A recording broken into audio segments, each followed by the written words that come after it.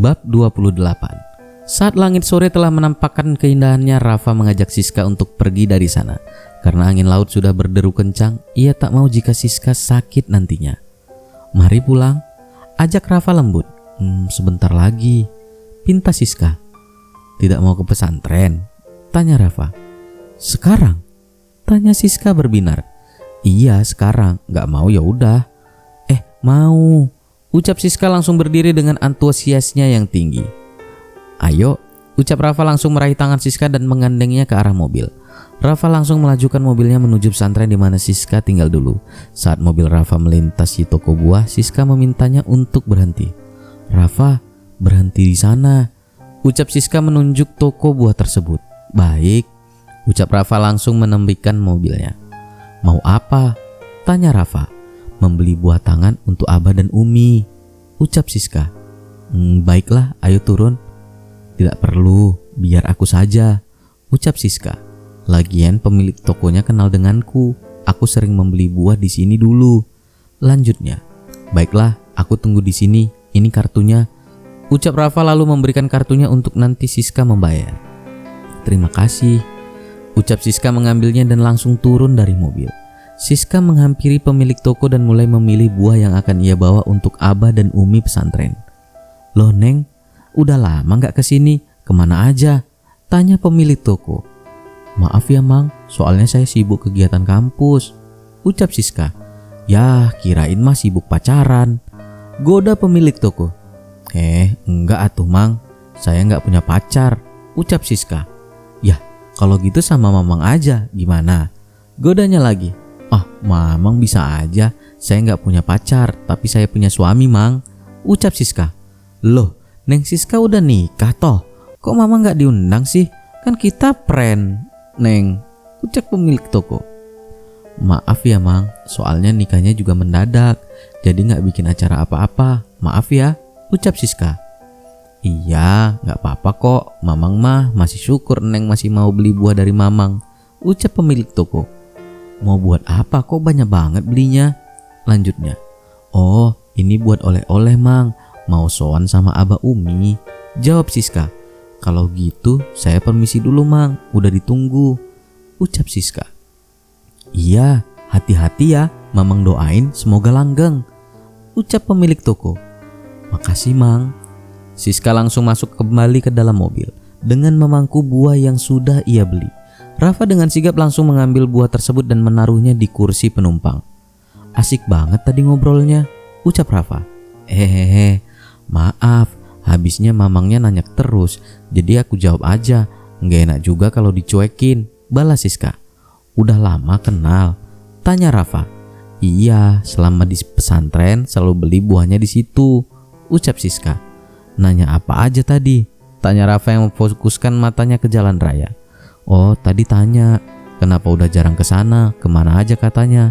Terus aku jawab sibuk kegiatan kampus," jawab Siska. "Terus apa lagi? Udah punya pacar belum? Terus tadi Mamangnya nawarin diri buat jadi calon," ucap Siska. "Kamu awas aja dia," ucap Rafa cemburu. "Hus, ya enggak lah, kan ada kamu. Lagian tadi Mamangnya cuman bercanda. Terus aku jawab gak punya pacar, tapi punya suami, gitu," ucap Siska menjelaskan agar Rafa tidak salah mengerti. "Bagus," balas Rafa mengangguk-anggukkan kepalanya. Setelah beberapa saat mobil mereka sudah berada di depan gerbang pesantren. Ada satu ustadz yang selalu menjaga gerbang. "Ustadz, tolong bukain gerbangnya," pinta Rafa membuka kaca jendelanya. "Siapa kamu? Saya tidak pernah melihatmu di pesantren," tanya ustadz yang belum paham dengan wajah Rafa. "Tat, ini saya Siska," ucap Siska yang membuka suara. Rafa langsung menyingkirkan tubuhnya agar ustadz dapat melihat Siska dari jendela mobilnya. "Siska, masuk," ucap ustadz langsung membukakan gerbangnya. "Makasih," ucap Rafa langsung masuk ke dalam area pesantren. Semua santriwati yang melihat mobil Rafa yang masuk ke dalam area pesantren langsung terkagum-kagum. "Mobil siapa? Mewah banget. Ustadz baru kali ya? Ganteng gak ya?" ucap para santriwati. Rafa langsung keluar dari mobil dan langsung membuat para santriwati berteriak histeris melihat ketampanan Rafa. Rafa langsung memutari mobilnya dan membukakan pintu untuk Siska.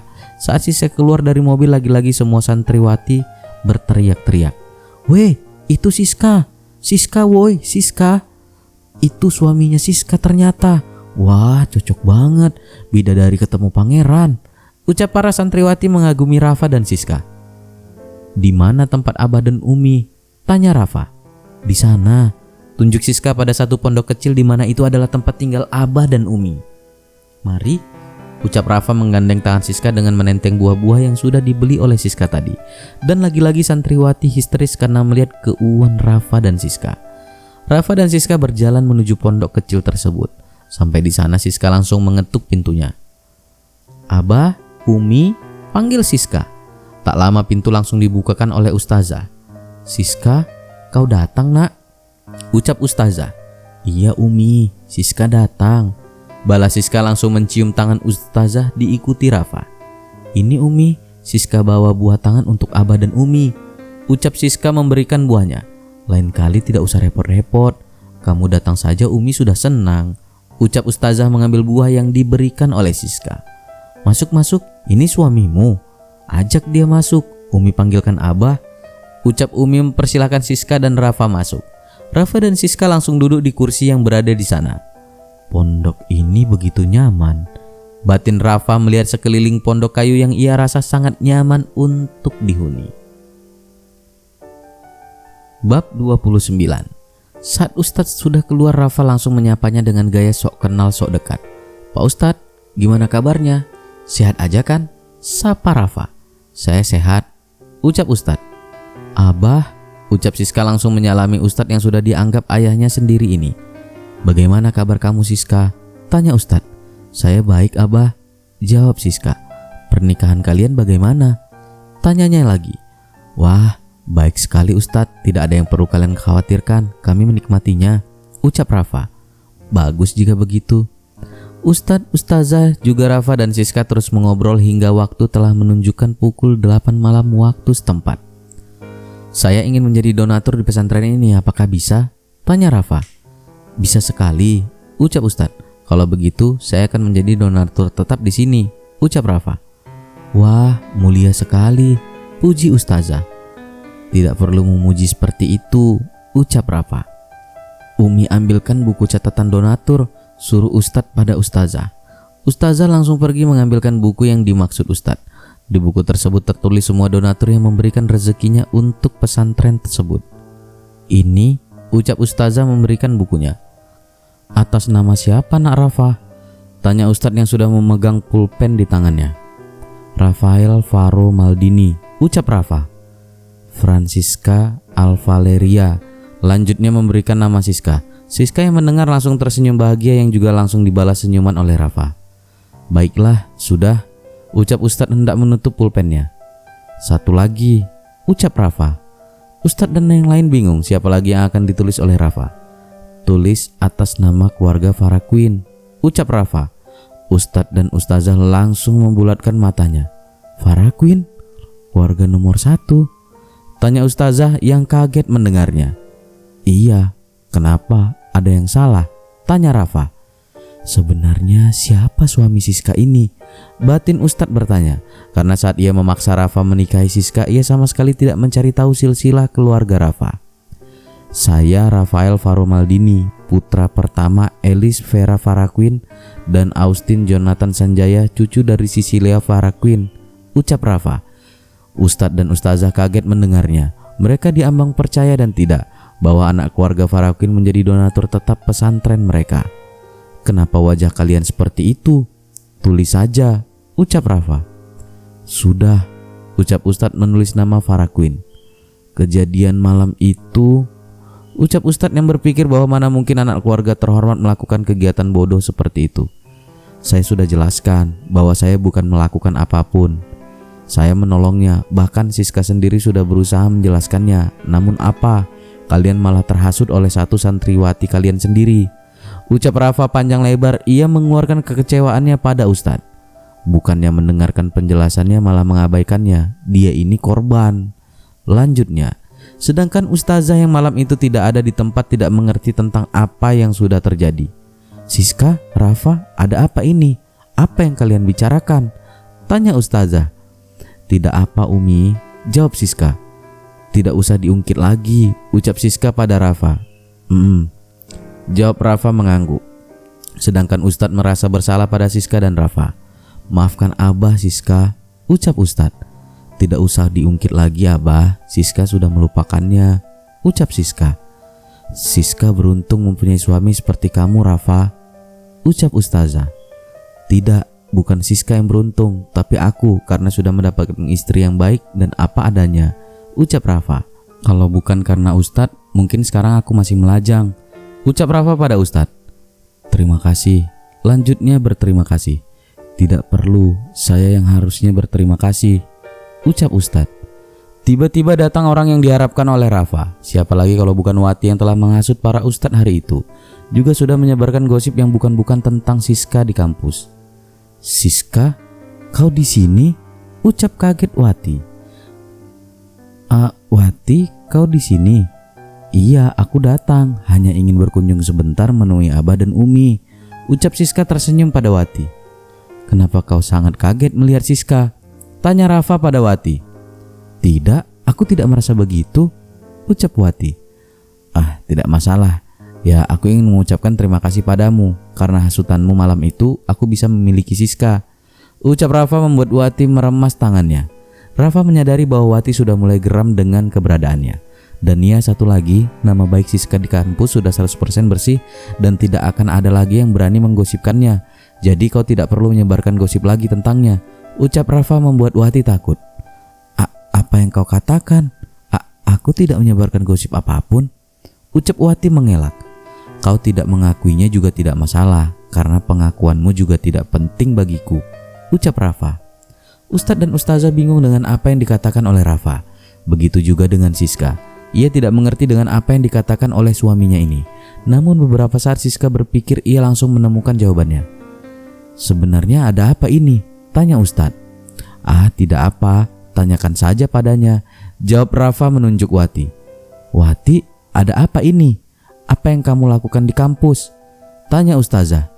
Tidak Umi, aku tidak melakukan apapun, jawabnya namun dengan ekspresi panik dan takut. Jika kau tidak jujur, maka konsekuensi akan kau tanggung nanti, ucap Ustazah menatap tajam Wati. Sudah, sebentar lagi larut. Lebih baik saya dan Siska kembali. Selesaikan interogasi kalian, ucap Rafa. Kami permisi, pamit Rafa. Abah, Umi, Siska pamit. Pamit Siska menyalami satu persatu tangan Ustadz dan Ustazah. Hati-hati di jalan, pesan Ustazah. Rafa dan Siska beranjak pergi. Namun saat Rafa melewati Wati, ia mengatakan sesuatu pada Wati. Nikmatilah, jangan pernah mengganggu Siska lagi, atau akibatnya lebih dari ini.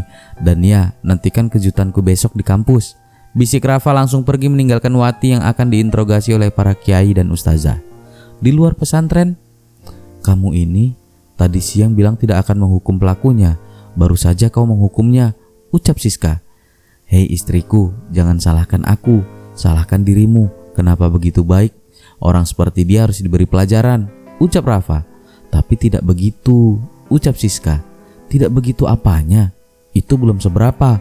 Kau belum pernah melihatku lebih dari ini, ucap Rafa menatap Siska jahil. Siska yang ditatap begitu langsung seketika merinding dibuatnya. Ada apa? Kenapa kau menatapku seperti itu? Membuatku takut saja, ucap Siska. Kau akan tahu nanti, ucap Rafa tersenyum jahil. Masuk, suruh Rafa pada Siska. Siska langsung masuk ke dalam mobil. Dengan Rafa juga menyusul masuk dan melajukan mobilnya menuju apartemen. Bab 30. Setelah Rafa dan Siska masuk ke apartemen, Rafa langsung duduk di sofa. Sedangkan Siska langsung pergi ke dapur mengambil minum untuk dirinya dan Rafa. Minum, ucap Siska memberikan segelas air. Makasih. Rafa mengambil gelasnya dan mulai meminum airnya. Duduk sini, suruh Rafa dengan menepuk sofa kosong di sebelahnya. Siska langsung duduk di samping Rafa. Ku beritahu orang tuaku sekarang saja, ucap Rafa mengeluarkan handphonenya dari saku celananya. Kau yakin? Tanya Siska. Yakin saja, lagian orang kampus sudah pada tahu. Cepat atau lambat mama papa bakal tahu. Daripada mereka tahu dari orang lain, mendingan aku kasih tahu lebih dulu, ucap Rafa. Baiklah. Rafa langsung menghubungi nomor Elis, namun tidak ada jawaban. Ia juga langsung menghubungi nomor Austin, namun sama saja nomor Austin malah tidak menunjukkan tanda-tanda kehidupan. "Kenapa?" tanya Siska. "Nomornya pada nggak bisa dihubungi," jawab Rafa berdecak kesal. "Sudah malam, pasti mereka sudah tidur. Coba hubungi Audrey," saran Siska. "Iya." Rafa langsung menghubungi Audrey. "Apa?" jawab Audrey mengangkat panggilan dari Rafa dengan suara dan nada yang kesal. "Dek, lu kenapa? Kesel gitu gua telepon. Kagak seneng lu?" tanya Rafa yang tidak senang dengan respon sang adik. "Kagak, lagi kesel aja gue. Kenapa bang?" tanya Audrey di seberang sana dengan nada yang sudah dibuat sebiasa mungkin. Entah kenapa ia menjadi kesal. "Gue mau ngomong sama mama papa, penting. Lu kasihin dong handphone lu," pinta Rafa. "Palingan mereka udah tidur. Kalau mau ngomong kagak bisa sekarang bang. Gue lagi di luar sama Ara." "Ingat Ara kan? Ara adalah salah satu saudara sepupu dari Rafa dan Audrey." "Ya udah deh. Mau ngomong apa lu? Kalau penting biar nanti gue sampein," ucap Audrey. "Kagak usah. Besok aja gue telepon langsung. Gue tutup. Bye," jawab Rafa langsung mematikan panggilannya. "Gagal, padahal udah siapin mental," keluh Rafa. "Sudahlah, tidak masalah. Masih ada hari esok," ucap Siska. "Benar. Sudah malam, tidurlah," suruh Rafa karena hari juga sudah mulai larut. "Baiklah," jawab Siska langsung berdiri. Hendak ke kamar, namun saat ia baru berjalan beberapa langkah, ia langsung berbalik menghadap Rafa. "Kenapa?" tanya Rafa. "Tidakkah lebih baik kamu tidur di kamar saja?" ucap Siska. "Lalu kau tidur di sofa?" "Tidak, aku tidak akan mengizinkanmu," tolak Rafa. "Tidak, aku tidak akan tidur di sofa, tapi di kamar," bantah Siska. Rafa langsung tersenyum mendengarnya. "Kau yakin?" tanya Rafa. "Iya, tidak ada salahnya mencoba," jawab Siska. "Baiklah, mari," ucap Rafa, langsung pergi masuk ke dalam kamar bersama dengan Siska. Saat Rafa dan Siska berada di dalam satu ranjang, mereka berdua merasakan kecanggungan yang menggelitik. Mereka berdua sama-sama tidak bisa tidur. "Lah, gue kenapa dah jadi canggung gini? Dia juga kan ya bini-bini gua. Jadi sah-sah aja kenapa gue jadi gini?" batin Rafa yang merasa tidak nyaman. "Siska," panggil Rafa. Iya," jawab Siska. "Kenapa rasanya canggung ya?" tanya Rafa to the point, karena dia sudah tidak tahan dengan rasa canggung ini. "Entahlah, aku juga begitu," jawab Siska. Rafa langsung memiringkan tubuhnya menghadap Siska. Ia menatap wajah Siska dengan seksama. Siska yang ditatap merasa aneh. "Kamu kenapa menatapku seperti itu?" tanya Siska menoleh. Ia menatap wajah Rafa dan pandangan mereka berdua jadi bertemu. Jantung keduanya berdetak dengan kencang. "Cantik," ucap Rafa tanpa sadar. Siska yang mendengar langsung pusing seketika. Siska langsung mengalihkan pandangannya ke arah lain. Rafa langsung meraih dagu Siska. Ia menatap mata Siska seksama. Rafa langsung mencium bibir Siska sekilas. Siska yang baru saja mendapatkan ciuman langsung membulatkan matanya kaget. "Rafa?" kagetnya. Tanya Rafa dengan dahamat. "Kamu tadi?" "Iya." "Kenapa? Ada yang salah?" tanya Rafa. Tidak, aku punya permintaan," ucap Rafa. "Apa?" tanya Siska. "Kau tidak ingin memberikan hakku sebagai suamimu?" tanya Rafa. Siska langsung tersentak mendapatkan pertanyaan yang sudah ia pikirkan jawabannya jauh-jauh hari. Ia langsung menganggukkan kepalanya mengiyakan. "Benarkah?" "Iya, aku sudah memikirkannya," jawab Siska. "Tapi aku minta pelan-pelan. Dari artikel yang aku baca, katanya malam pertama itu menyakitkan," lanjutnya. Rafa langsung tersenyum mendengar penuturan Siska yang sangat polos baginya. "Sakitnya hanya di awal, selanjutnya tidak akan." "Selanjutnya?" kaget Siska. "Iya, kenapa?" "Kupikir hanya satu kali saja." Bagaimana? Siap?" tanya Rafa memastikan. Baiklah," jawab Siska. Ia sudah meyakinkan dirinya untuk sepenuhnya. Malam yang mulanya panjang kini menjadi singkat karena pasangan ini. Mereka melakukan hubungan yang seharusnya dilakukan oleh pasangan yang sudah sah menikah.